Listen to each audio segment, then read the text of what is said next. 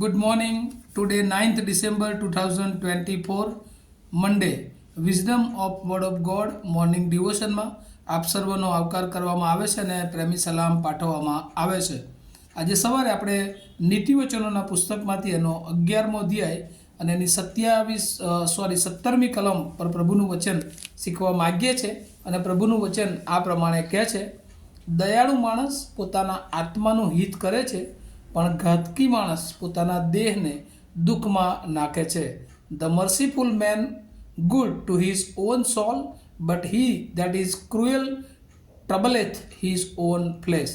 અને આજે જે પ્રભુના વચનો આપણે નીતિવચન એનો 10મો અધ્યાયથી 22મા અધ્યાય સુધી જે ખાસ સુલેમાનના નીતિવચનો શીખી રહ્યા છે અને એમાં જુદા જુદા વિષયો ઉપર વ્યક્તિગત શિક્ષણ એ આપણે જોઈએ છે કે પૃથ્વી પરના જીવનોમાં કેવી રીતે આત્મિક રીતે આપણે વૃદ્ધિ પામીએ અને કઈ બાબતોથી આપણા જીવનને એ સાવચેત રાખવી જોઈએ એ અંગેના ખાસ સલાહ સૂચનો એ આ વચનોમાં મૂકવામાં આવ્યા છે.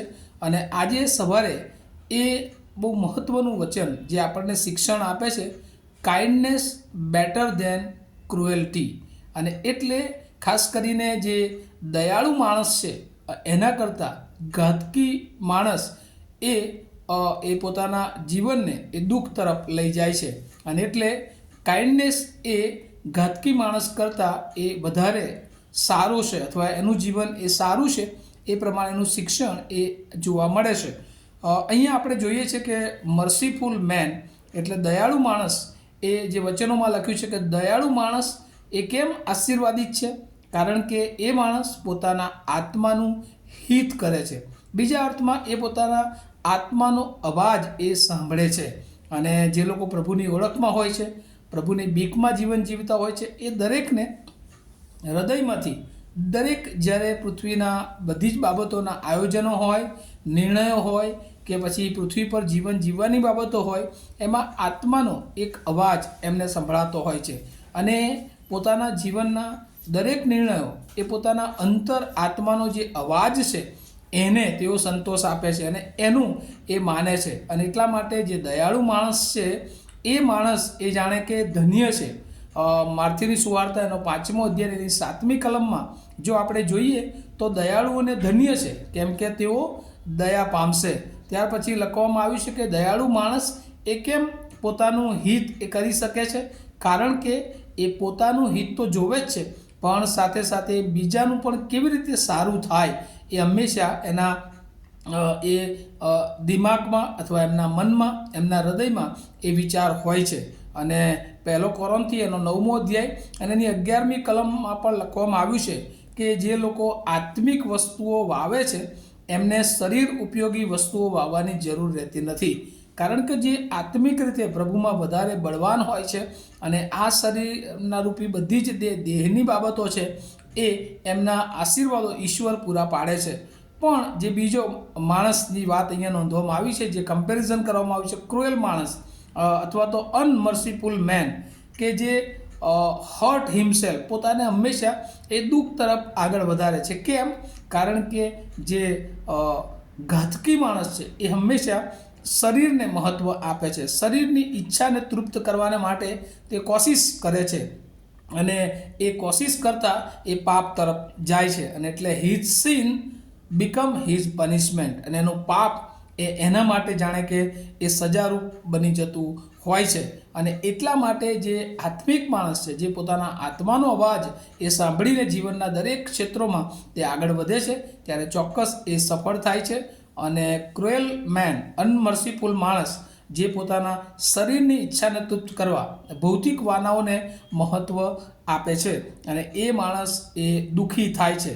અને ખાસ કરીને એફએસી 5મો અધ્યાય એની 29મી કલમમાં પણ લખવામાં આવ્યું છે કે દેહનું ચોક્કસ પાલન પોષણ કરવું જોઈએ. દેહ આપણને ઈશ્વરે આપ્યો છે, એની જાળવણી, એની સાચવણી કરવી જોઈએ. પણ અહીંયા ઉદાહરણ, જેમ પ્રભુ પોતાની મંડળીનું પાલન પોષણ કરે છે એમ જ, અને એટલે એની જરૂરિયાત પૂરતું જ આપણે એનું ધ્યાન આપવું જોઈએ. પણ એ દેહ જે કોઈ ઈચ્છા પ્રગટ કરે એ બધી જ જો આપણે પરિપૂર્ણ કરવા જઈએ છીએ તો દેહની વાસનાઓ, લાલસાઓ એ આપણને પાપ તરફ દોરી જાય છે. અને આજે પૃથ્વી પર ઘણા બધા લોકો એ દેહના અવાજને એ સાંભળીને ચાલે છે અને તેઓ પાપ તરફ પોતાના જીવનને એ આગળ વધારે છે. અને એટલે અહીંયા જે દયાળુ માણસ છે એ હંમેશા પોતાના આત્માનો અવાજ એ સાંભળે છે. અને ત્યાં લખવામાં આવ્યું છે the merciful man good to his own soul.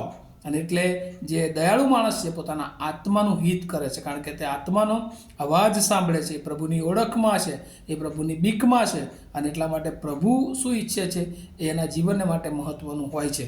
અને બીજી તરફ જે ઘાતકી માણસ છે એ પોતાના શરીરને મહત્ત્વ આપે છે, બીજાઓના દુઃખ તરફ લક્ષ આપતો નથી, પરંતુ તે પોતાનું જ હિત એ જોયા કરે છે.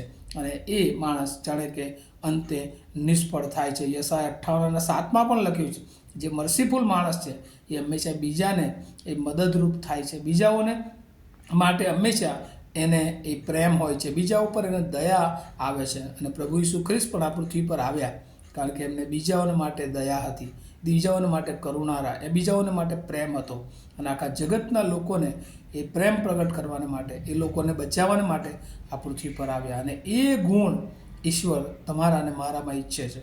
તો આજે સવારે આપણે પ્રભુના વચનોમાંથી આપણી જાતને મર્સીફુલ લોકો તરીકે આગળ વધારીએ અને આપણે પોતે આપણા આત્માને ગમે એમ આત્માથી અને સત્યતાથી પ્રભુને ગમે એવું ભજન કરીએ, એના બાળકો બનીએ, જે માગ્યો આવે અને પ્રભુની આરાધના કરી.